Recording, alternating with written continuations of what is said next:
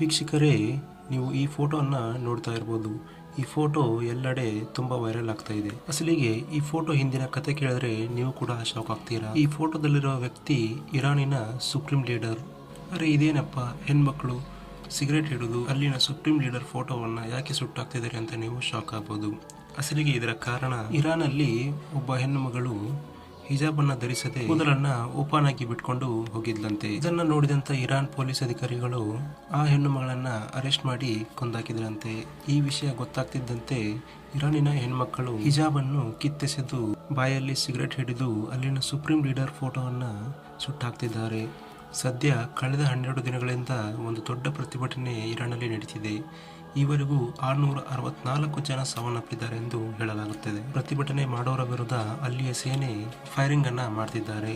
ಇನ್ನೊಂದು ಕಡೆ ನಿಲ್ಲದ ಪ್ರತಿಭಟನೆ ಇನ್ನೂ ಕಿಚ್ಚನ್ನ ಹಬ್ಬಿಸುತ್ತಿದೆ. ಪ್ರತಿಭಟನೆಯಲ್ಲಿ ಗಾಯಗೊಂಡವರಿಗೆ ಆಸ್ಪತ್ರೆಯಲ್ಲಿ ಚಿಕಿತ್ಸೆ ಸಿಗ್ತಾ ಇಲ್ಲ. ಇದರ ಜೊತೆಗೆ ಅಲ್ಲಿನ ಅಧಿಕಾರಿಗಳು ಪ್ರತಿಭಟನಾಕಾರರನ್ನು ಬಂಧಿಸುತ್ತಿದ್ದಾರೆ. ಬಂಧಿಸಿದರ ಜೊತೆಗೆ ಅವರನ್ನು ಗಲ್ಲು ಶಿಕ್ಷೆಗೆ ಹಾಕಬೇಕೆಂದು ನಿರ್ಧಾರ ಕೂಡ ಮಾಡುತ್ತಿದ್ದಾರೆ. ಬಹುಶಃ ಜನರನ್ನು ಹೆದರಿಸಿದರೆ ಪ್ರತಿಭಟನೆ ನಿಲ್ಲಬಹುದು ಎಂದು ಅವರ ಭಾವನೆಯಾಗಿದೆ. ಆದರೆ ಇಲ್ಲಿ ಅದು ಯಾಕೋ ನಿಲ್ಲುವ ಹಾಗೆ ಕಾಣುತ್ತಿಲ್ಲ.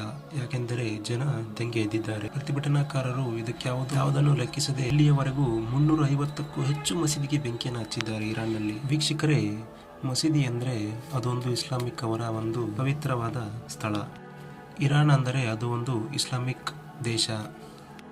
ಅಲ್ಲಿರುವ ಜನರೇ ಈಗ ಮಸೀದಿಗೆ ಬೆಂಕಿಯನ್ನು ಹಚ್ಚುತ್ತಿದ್ದಾರೆ ಎಂದರೆ ನೀವು ತಿಳಿದುಕೊಳ್ಳಿ ಜನ ಹೇಗೆ ದಂಗೆ ಎದ್ದಿದ್ದಾರೆ ಅಂತ. ಜೆಮಿನಿ ಸರ್ಕಾರವು ಕಠಿಣ ಕ್ರಮಗಳ ಮೂಲಕ ಪ್ರತಿಭಟನೆಯನ್ನು ಹತ್ತಿಕ್ಕುತ್ತಿದ್ದು, ಇದಕ್ಕೆ ಕಾರಣ ಸಾವಿನ ಸಂಖ್ಯೆ ಹೆಚ್ಚಾಗುತ್ತಿದೆ ಎಂದು ಉನ್ನತ ಅಧಿಕಾರಿಗಳು ತಿಳಿಸಿದ್ದಾರೆ.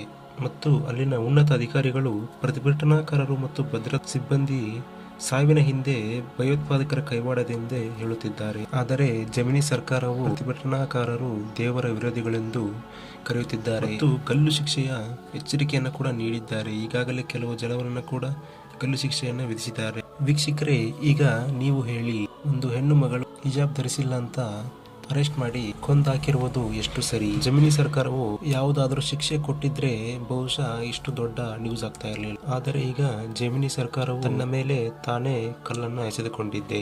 ವೀಕ್ಷಕರೇ, ಈ ಬಗ್ಗೆ ನಿಮಗೆ ಏನು ಅನಿಸ್ತಾ ಇದೆ ಅಂತ ಕಮೆಂಟ್ ಅಲ್ಲಿ ತಿಳಿಸಿ. ಧನ್ಯವಾದ.